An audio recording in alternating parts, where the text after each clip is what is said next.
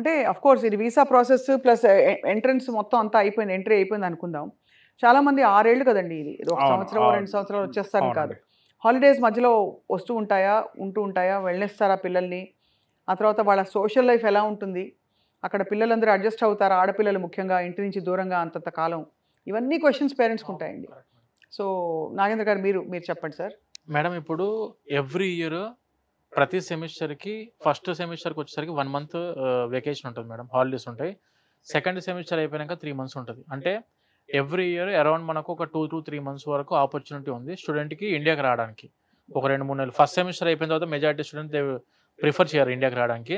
Second semester అయిపోయినాక ఒకటేసారి 2-3 months stay చేయడానికి చూసుకుంటారు.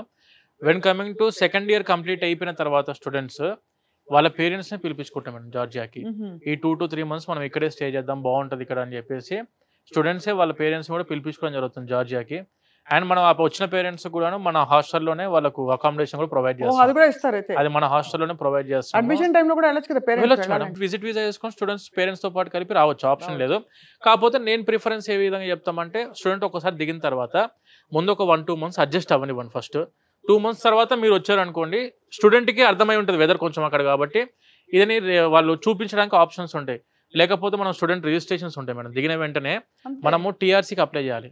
స్టూడెంట్ దిగిన వెంటనే అప్లికేషన్ ప్రాసెస్ ఉంటుంది. మనం ఇక్కడ ఎట్లయితే వీసా ప్రాసెస్ చేస్తామో ఈ వీసా వచ్చేసి స్టూడెంట్ D3 వీసా అంటాం మనం ఇక్కడ వచ్చిన తర్వాత. ఇక్కడ నుంచి జార్జియాకి వెళ్ళిన తర్వాత టీఆర్సీ చేయాలి. Temporary residence card. ఈ టెంపరరీ రెసిడెన్స్ కార్డ్ ఏం చేస్తామంటే ఫస్ట్ 1 ఇయర్‌కి ఇస్తది గవర్నమెంట్.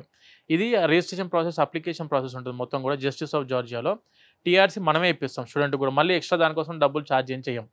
టీఆర్సీ అయిపోయిన తర్వాత నెక్స్ట్ 5 ఇయర్స్ కలిపి ఒకటేసారి టీఆర్సీ వస్తది స్టూడెంట్స్‌కి. అంటే 6 ఇయర్స్‌కి టీఆర్సీ ఉంటది. మళ్ళీ మనం వీసాల కోసం వ్యాలిడ్ రెన్యువల్స్ 1 ఇయర్ ఒకసారి తిరగాల్సిన అవసరం జార్జియా మొత్తం కంట్రీకి కోర్స్ లేదు. కంప్లీట్ అయ్యే Total. వరకు they will be happy. Even మేము పంపించే పిల్లల్లో స్టూడెంట్స్‌లో కూడా 70% గర్ల్స్. అందుకే అమేజింగ్ అండి. 12 hostels for girls and 6 hostels for boys madam. Great అండి అసలు. అంటే విడివిడిగా కంప్లీట్లీ సెపరేట్ కదా. సెపరేట్ అండ్ ఈవెన్ ఫుడ్ కూడా మన ప్యూర్లీ తెలుగు ఫుడ్. మన హైదరాబాద్ నుంచి ఆల్మోస్ట్ 4 చెఫ్స్ ఉన్నారు. మన ఇండియన్ స్టాఫ్ 20 మంది ఉన్నారు. యాహ్! మా కంపెనీలో ఆల్మోస్ట్ 5గురికి జార్జియన్ రెసిడెన్సీస్ ఉన్నాయి. మా డైరెక్టర్స్ కంపెనీ యొక్క ఎవరైతే ఫౌండర్స్ ఉన్నారో సో వాళ్ళకు కూడా జార్జియన్ రెసిడెన్సీస్ ఉన్నాయి. ఈవెన్ మా CEO గారికి కూడా జార్జియన్ రెసిడెన్సీ ఉంది. మొత్తం టోటల్గా ఏంటంటే మనం అక్కడ ఎస్టాబ్లిష్ చేయడం జరిగింది. గ్రేట్. సో అలా మరి అంటే మీరు అదే అంటున్నారు రిక్రియేషన్ ఎలా ఉంటుందని. పిల్లలకి లాంగ్ అవర్స్ ఉంటాయా క్లాసెస్? ఈవినింగ్ ఏమన్నా వాళ్ళకి ఒక స్పోర్ట్స్ కానీ, యాక్టివిటీస్‌కి గానీ బయటికి వెళ్ళడానికి వెసులుబాటు ఉంటుందా? లేక క్యాంపస్‌కే పరిమితం? వెసులుబాటు ఉంటుంది.